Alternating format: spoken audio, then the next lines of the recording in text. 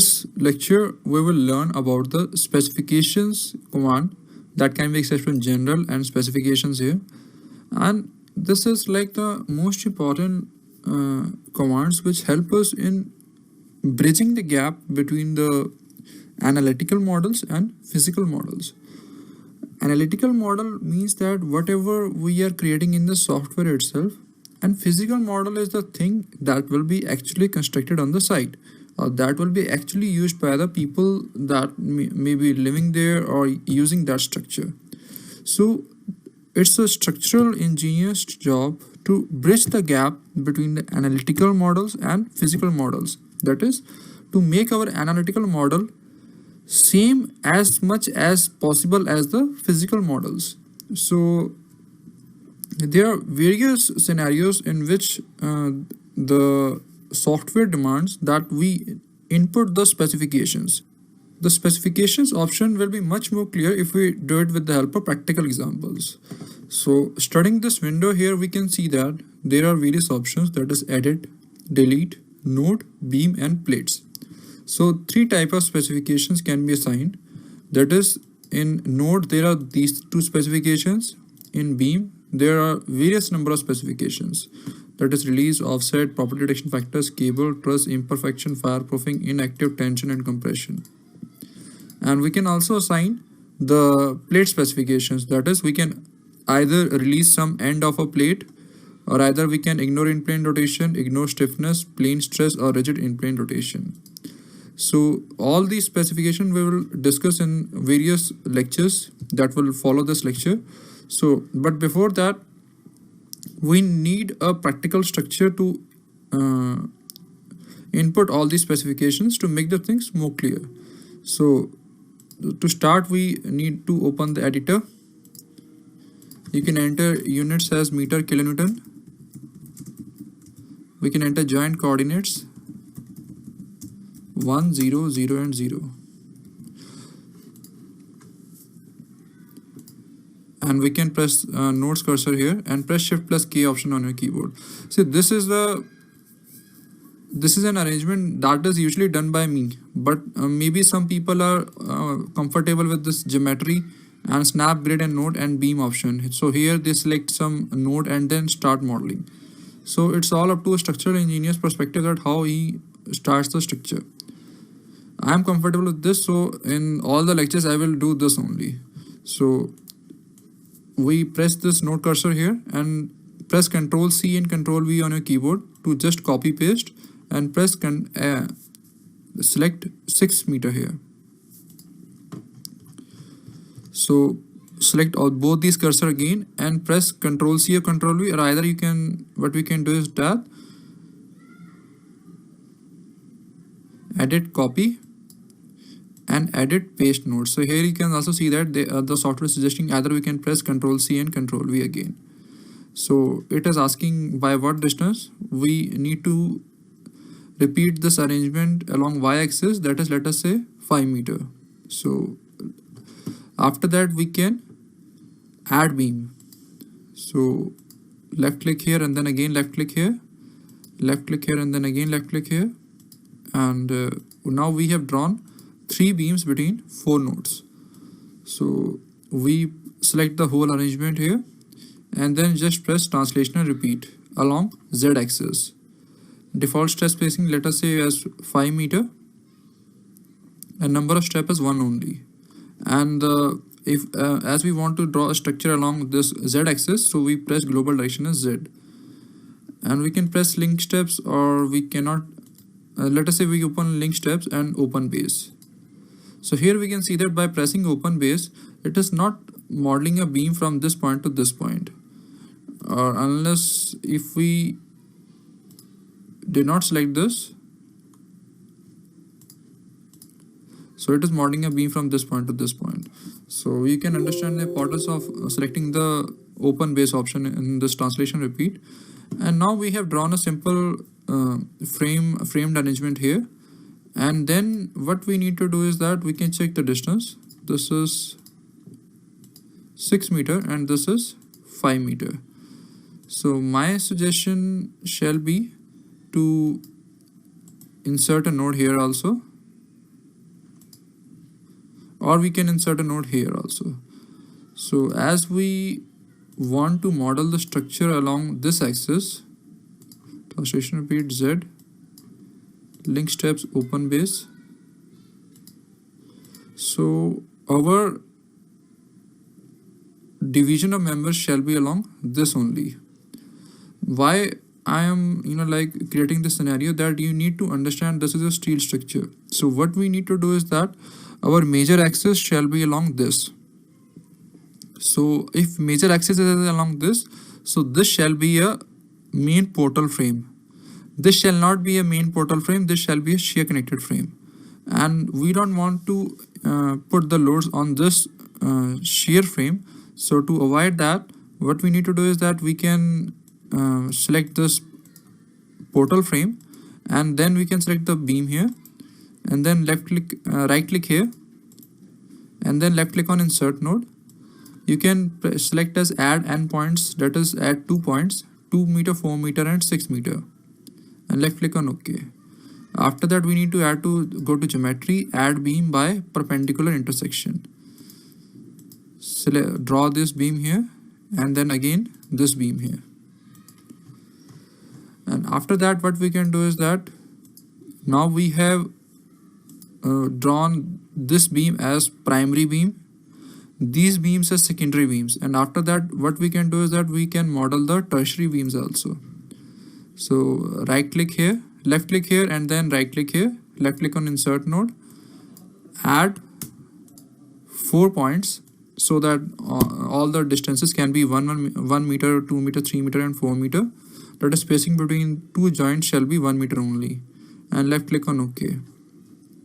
So now we have got some nodes here, and we need to go to geometry, add beam by perpendicular intersection. So now we have modeled the tertiary beams also.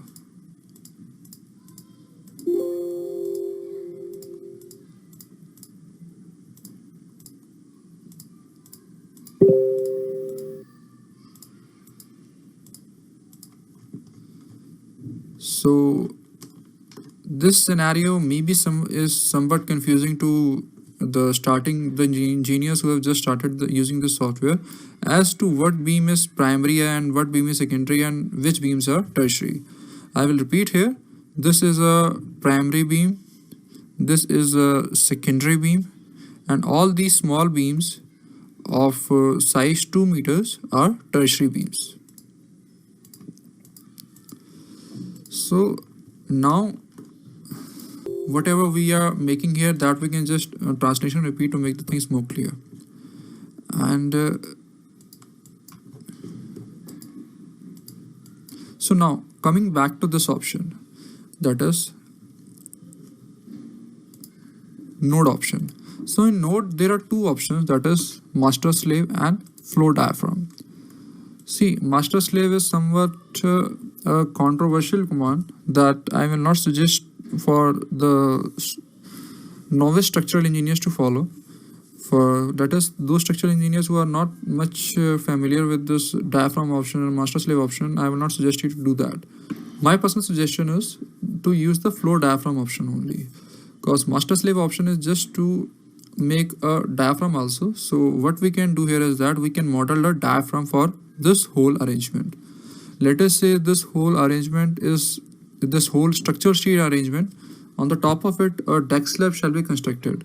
So what we can do is that we can model a composite deck slab here, but to stimulate the effect of this composite deck system, we need to put a diaphragm, or in whatever RCC structure that we are modeling in StatPro software, and we are doing the dynamic analysis. So to do that, this floor diaphragm option is a compulsory option that we need to follow. Most of the novice structural engineers or like graduate structural engineers don't have much idea about this option, but this is a must to do option when you are going for perfection of the results.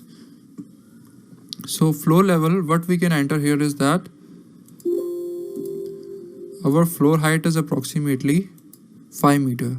So what we can do here is that we need to go to floor diaphragm option, and height we can select it as 5 meter.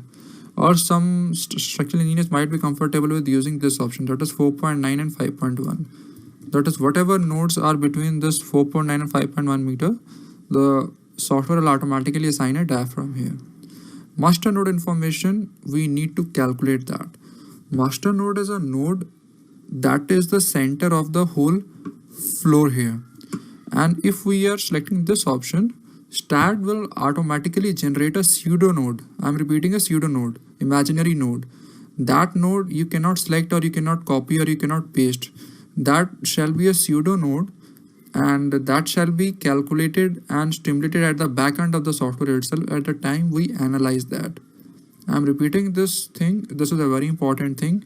When we are selecting master node information as calculate, the STAAD Pro will automatically calculate or stimulate an imaginary node that will be stimulated at the back end of the software itself, and it will show that node at the time of the analysis. And these things will become much clear when we will do the analysis. And after that, we have two options. That is, either we can select nodes, or either we can select the floor range. Floor range is an option that we will study when we are studying the load basics. But now at this stage, to keep the thing simple, I will suggest you to select the nodes and then left click on add here. Now we need to go to view from +Z, select the nodes cursor here and select all these nodes. So now you can see that assign to selected nodes and assign option is now select table, and then we left click on assign, and then we again left click on yes. So unlike eTabs which generate like various lines, STAAD Pro will not do that, but it will generate that when we will do the analysis only. So now we have studied how to assign a floor diaphragm. So now we have assigned floor diaphragm to this much structural arrangement only, and after that we need to study the beam specifications also. In beam specifications, in this lecture we will study some specification, and some specification we will study in the next lecture. So now we can see that we have a command or option known as the release option. This is the most important option, or this is the most used option in the STAAD Pro software. If you are comfortable with eTab software, or if you have studied the basic structural steel design in your college, then you must have known that there are two types of connections: shear connection and moment connections. When we are using the moment connection, we did not need to assign release. We need to assign release when we are stimulating a shear connection only. So what exactly is a shear connection? You can Google that, or you can refer to the basic structural steel design book. But in this lecture, we will try to stimulate the shear connections in the structural steel arrangement. So first of all, I want to make some things clear to you. This is a moment connected portal. I am repeating. I will select that in the plan view option only. This is a main portal that will transfer this whole structural steel floor load to the foundation. This is a moment connection. The connection that will be between this column and this beam shall be a moment connection. Connection shall be between this beam and this column shall also be a moment connection. Same is the case with this and this and this and this. So, but one thing that I'd like to add here is that I want to make it a shear connection. That is, this member of 5 meter length, I want to make it a shear connected beam. So how we can do that? We can go to beam, location, beam and release. Location we can select it as start, and we can select it as MY and MZ. That is what we are doing here is that we are releasing the member capacity for taking moment along y-axis and moment along the z-axis, and we can left click on add. Similarly, we select the beam option again here and end and MY and MZ, and then again left click on add.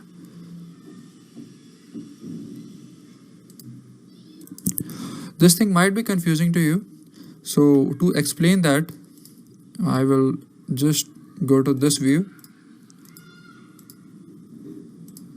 So what exactly I am trying to convey here is that this in real shall be a single member. Unlike in StatPro, when we have broken this into 1, 2, 3, 4 and 5 different beams, but in reality it shall be a single beam of 5 meter length. And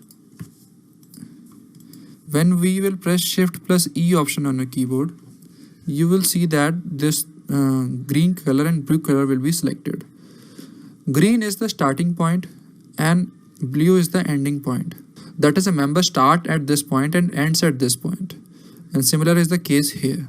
So what we need to do is that we need to assign releases at the start. That is, we want to assign release at this particular junction. So we select this beam here, left click on start and assign to selected beams.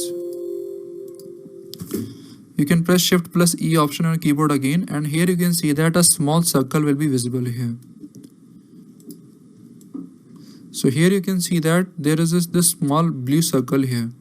So what exactly this option is explaining to us is that we have released this beam on the starting junction. Similarly, we need to release this beam on the ending point also. So we select this beam and then left click on end and then again go to assign. So now we have shear connected this beam from this column to this column. Similarly, we will do the releasing option here also. That is, it's not necessary that you press Shift plus E on a keyboard again and again. You can just hover your mouse over this beam and then you will see that StatPro will automatically saying that this is the starting point. So you can left click on start again and then again you can press end option here. So now we have released both of these beams from this point to this point and this point to this point. But the releases are not finished yet. You need to you need to assign releases here also. That is from this point to this point and this point to this point. So we go to plan view and press Shift plus E option on a keyboard and then select these beams here and then select start and then end option here. So now we have released these two beams also. Why we have released these two beams? Because this is a beam to beam connection, and beam to beam connection can never be a moment connection. It has to be a shear connection. And while detailing the connections also in the steel structure, we make sure that we don't connect the flange of the structural steel section. We only connect the web of the structural steel section so as to only transfer the forces, not moments. So now we have assigned this secondary releases to secondary beams also. Similarly, we need to assign releases to the tertiary beams also. That is all these small beams.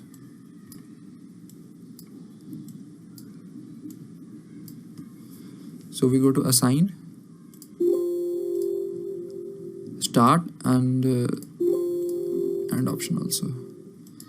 So now we have correctly assigned releases to all the structural steel members. See, if you are watching this thing for the first time, or if you have heard the word release for the first time, this option shall be very much confusing to you. But I will suggest you to go and study on this option to much detailed extent, as this is a very important option that helps us in transferring or like generating the forces correctly. So in this lecture we have learned how to assign the diaphragms and how to assign releases to the beams.